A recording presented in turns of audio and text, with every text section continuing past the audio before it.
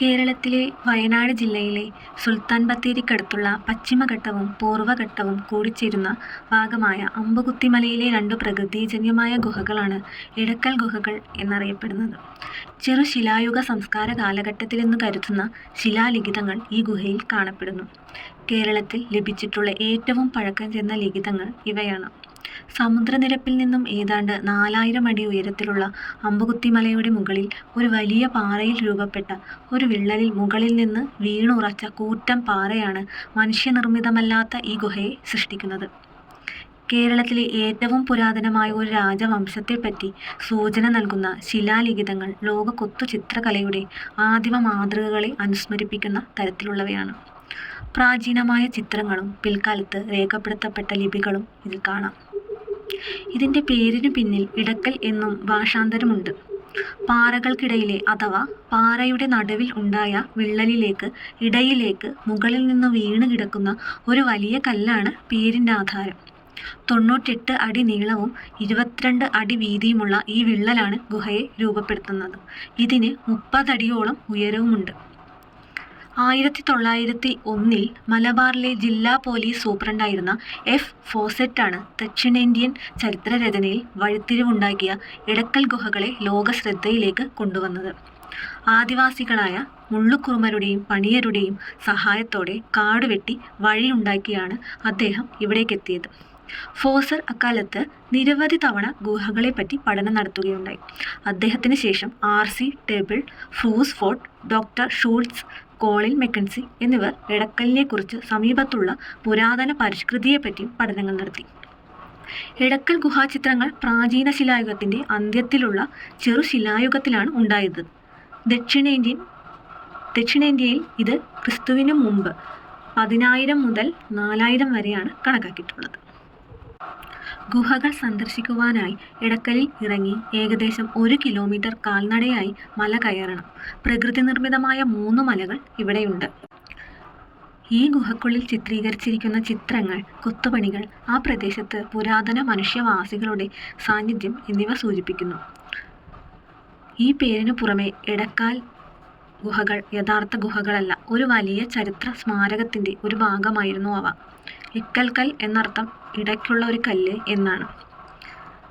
എടക്കൽ ഗുഹ പെയിൻറ്റിങ്ങുകൾ അവരുടെ പ്രകടനത്തിലും സങ്കീർണതയിലും ശ്രദ്ധേയമാണ്. എന്നാൽ അവയുടെ ഉത്ഭവം നിഗൂഢതയിൽ മൂടിയിരിക്കുന്നു. 1895 കണ്ടെത്തിയതിനു ശേഷം ടൂറിസ്റ്റുകൾക്കും ചരിത്രകാരന്മാർക്കും ഒരുപോലെ അവർ അതിശയകരമാണ്. കൊത്തുപണികൾ ധാരാളമുണ്ട്. മനുഷ്യഗണങ്ങൾ, മൃഗങ്ങൾ, ഉപകരണങ്ങൾ, വാഹനങ്ങൾ, ദൈനംദിന സംഭവങ്ങൾ, സ്ക്രിപ്റ്റുകൾ എന്നിവ വിവിധ ഭാഷാലിപികളിലും ഇവിടെ കണ്ടെത്തിയിട്ടുണ്ട്. ചരിത്രത്തിലെ വ്യത്യസ്ത സ്ഥലങ്ങളിൽ എക്കൽ ഗുഹകൾ നിരവധി തവണ വസിച്ചിരുന്നതായി കൊത്തുപണികളുടെ വൈജാത്യം സൂചിപ്പിക്കുന്നു. ഇവരിൽ ഏറ്റവും പഴക്കമുള്ളത് 6000 BC വരെ പഴക്കമുള്ളതാണ്. എടക്കൽ എന്ന സ്ഥലത്ത് കൊത്തുപണികൾ മാത്രമല്ല, പുരാതന മൺപാത്രങ്ങളും ധാരാളമായി ശേഖരിച്ചിട്ടുണ്ട്. വയനാട് ഹെറിറ്റേജ് മ്യൂസിയത്തിൽ ഇപ്പോൾ കണ്ടെത്തിയ പല കരകൗശല വസ്തുക്കളും ഇപ്പോൾ സൂക്ഷിച്ചിട്ടുണ്ട്. ഗുഹയുടെ ഇരുഭിത്തിയിലുമായി ശേഷിച്ച ലിപികളുടെ, അതായത് 71 ബ്രാഹ്മി അക്ഷരങ്ങൾ, 1 വട്ടെഴുത്ത് അക്ഷരം, 2 കന്നഡ അക്ഷരം എന്നിവയാണ് വായനാസാധ്യമായവ. അതല്ലാതെ അക്ഷരലിഖിതങ്ങളും പ്രതലത്തിലുണ്ട്. ഈ രഹസ്യങ്ങൾ അന്വേഷിക്കാൻ ഫോസറ്റിന് ശേഷം ഒട്ടേറെ ഗവേഷണങ്ങളുണ്ടായി. ആഭരണങ്ങളും തലപ്പാവും ആയുധവും ധരിച്ച കോലത്തെ രാജരൂപമായും ഗോത്രത്തലവനുമായൊക്കെ ചിലർ തിരിച്ചറിയുന്നു. കൂടാതെ ആന, നായ, ചക്രവണ്ടികളും ചിത്രങ്ങളിൽ ആരോപിക്കപ്പെടുന്നു. 30-ലേറെ മനുഷ്യരൂപങ്ങളും 15-ലേറെ മൃഗരൂപങ്ങളും ഭിത്തിയിലുണ്ട്. ചിത്രങ്ങളും ലിഖിതങ്ങളും ഒരേ കാലത്ത് രചിക്കപ്പെട്ടതുമല്ല. 1894 മലബാർ ജില്ലാ പോലീസ് സൂപ്രണ്ട് ഫ്രെഡ് ഫോസറ്റ് കണ്ടെടുത്ത കന്മഴുവാണ് എടക്കൽ ഗുഹാലോകത്തേക്കുള്ള അന്വേഷണത്തിൻ്റെ വഴികാട്ടി. 1901 ഇന്ത്യ ആൻറ്റിക്വറി എന്ന പത്രികയുടെ 30ാം വാള്യത്തിൽ ഫോസറ്റ് എടക്കൽ ഗുഹാചിത്രങ്ങളെക്കുറിച്ച് notes on the rock carvings in the Edakkal cave, Wayanad എന്ന ലേഖനം എഴുതിയപ്പോഴാണ് ലോകമറിഞ്ഞത്. അതിനും എത്രയോ മുമ്പേ ആദിവാസികൾക്ക് സുപരിചിതമായ ഇടമാണിത്. മാത്രമല്ല, എടക്കൽ മലയിൽ അവരുടെ ആരാധനാ കേന്ദ്രമുണ്ടായിരുന്നതിനെപ്പറ്റിയും ഫോസറ്റ് രേഖപ്പെടുത്തിയിട്ടുണ്ട്. പോളിഷ് ചെയ്ത കന്മഴുവിൻ്റെ ഉപയോഗവും കൃഷിയുടെ ആരംഭവുമാണ് നവീന ശിലായുഗത്തിൻ്റെ പ്രധാന സവിശേഷതകൾ.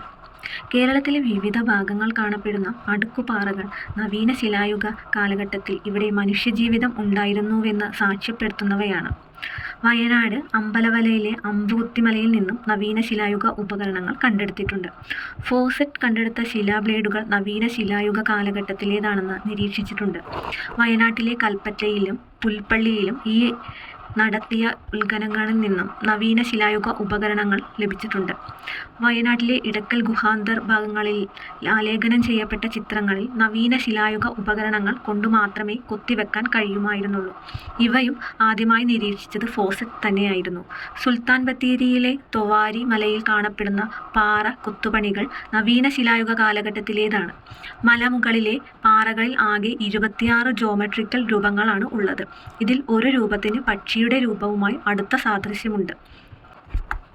ചുറ്റിലും കാണപ്പെടുന്ന പ്രകൃതിയിലെ ജീവജാലങ്ങളെ ചിത്രീകരിക്കാനുള്ള ആദിമ മനുഷ്യന്റെ സൃഷ്ടിപരമായ നൈസർഗികതയുടെ പ്രതിഫലനമാണ് ഈ ചിത്രങ്ങൾ. പ്രാചീന കാലഘട്ടത്തെക്കുറിച്ച് മനസ്സിലാക്കുന്നതിനും പഠിക്കുന്നതിനും എടക്കലിലെ ഈ ഗുഹ നിരവധി സംഭാവനകൾ നൽകിയിട്ടുണ്ടെന്ന് പറയാം. അതുകൊണ്ട് തന്നെ ഒരിക്കലെങ്കിലും ഇവയൊക്കെ മനുഷ്യൻ സന്ദർശിക്കണം എന്നതാണ് പറയുവാനുള്ളത്.